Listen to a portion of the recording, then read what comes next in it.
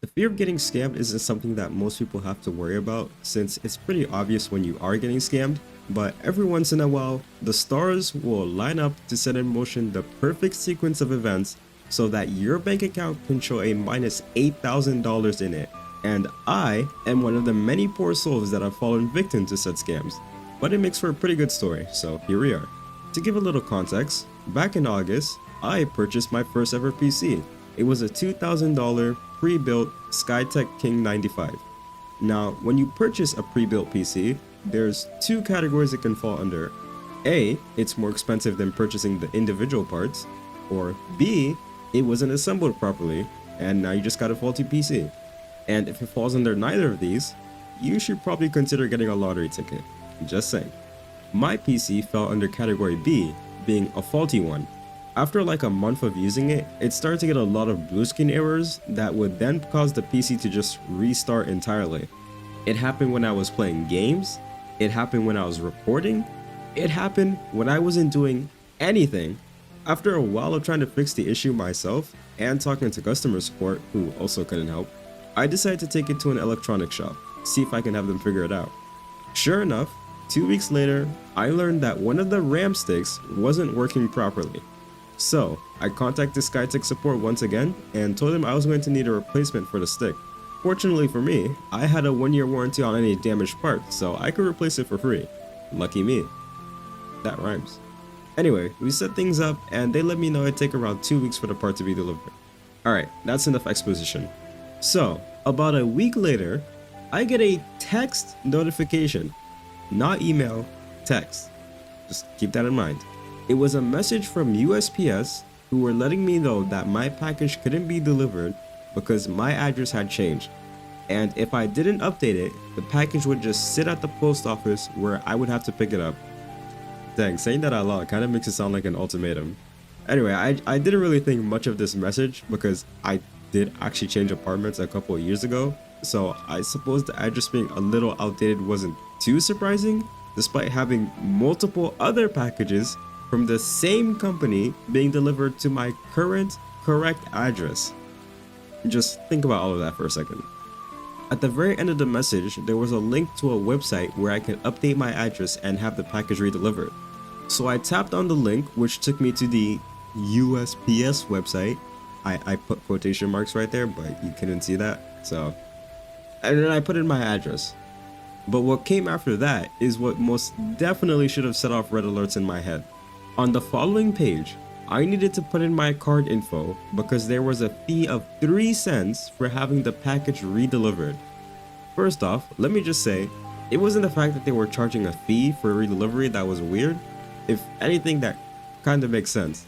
But it was the fact that it was 3 cents. It's almost like they were telling you, yes, go ahead, put in your card info. 3 cents is practically nothing. If it was even $5 or $10, that would have made a little more sense, but they were literally dangling the bait in front of my eyes, and me, being the clueless 20-year-old man that I am, took that bait like a sucker. I took out my Greenland debit card, put in my info with the most joyous expression one could have, and waited for everything to confirm. And waited. And waited. About 30 seconds later, I get a message saying that the type of card I was using wasn't being accepted. Apparently, Visa, one of the 2 biggest card types out there, wasn't being accepted. So what did I do? I tried again.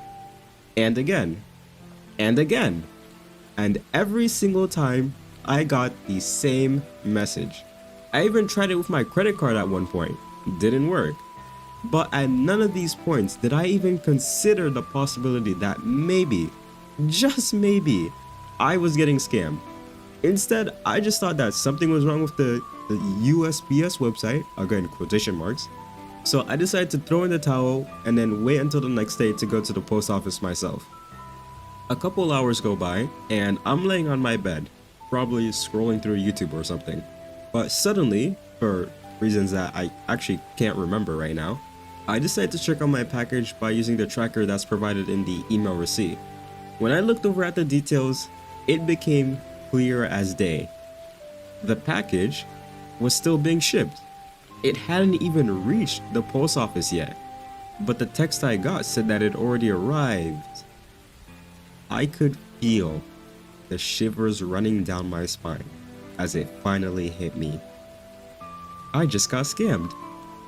A multitude of questions ran through me at that point. Should I lock my card? Should I call the bank? Maybe ask for advice?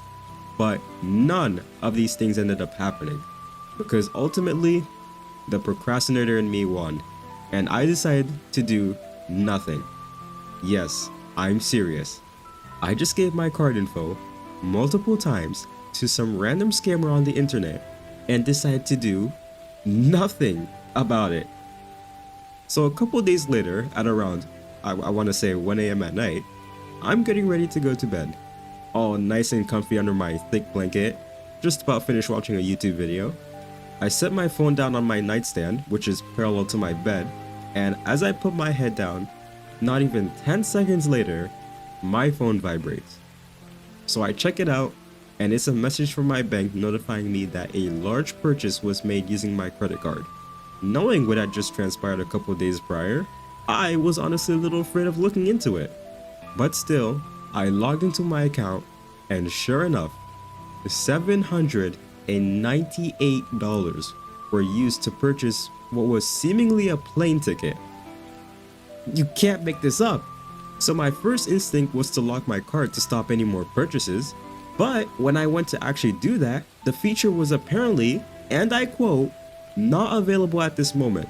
So I had to call the bank instead. But when I tried to do that, it was so late that even customer support was not available, meaning I was going to have to wait until the following morning to be able to do something about this. That's 5 to 6 hours of scammers being able to make any purchase they'd like with my card, and me not being able to do anything about it. I'm sure you can imagine how hard it would have been to get sleep with that on my mind. The following morning, I woke up at like 7 a.m., very early for me by the way, and immediately called my bank to tell them what the situation was. Fortunately, they didn't ask me how these scammers managed to get access to my card, because then I would have to tell them this embarrassing story. But once they confirmed that I wasn't actually the one who made the purchase, they filed a fraud claim, locked my card, said they were going to send me a new one, and told me to get rid of my current one. A week passes by, and I get another message from my bank letting me know that the money had been refunded. So, problem solved. I got a new card and didn't lose any money.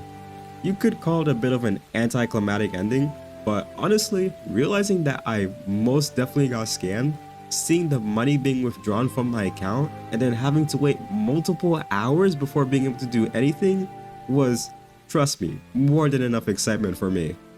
Thing is, this wasn't the first time I even got a fraudulent message telling me that a package of mine couldn't be delivered, but back then it was so obviously a scammer because I hadn't actually ordered anything. This time around, I just happened to actually have a package en route that the thought of it being a scammer just went right over my head.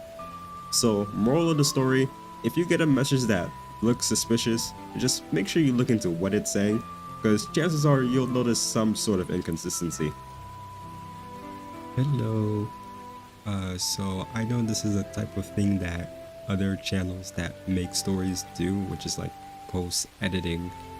I don't even know what to call it. Post editing, like talk show or something. I don't know.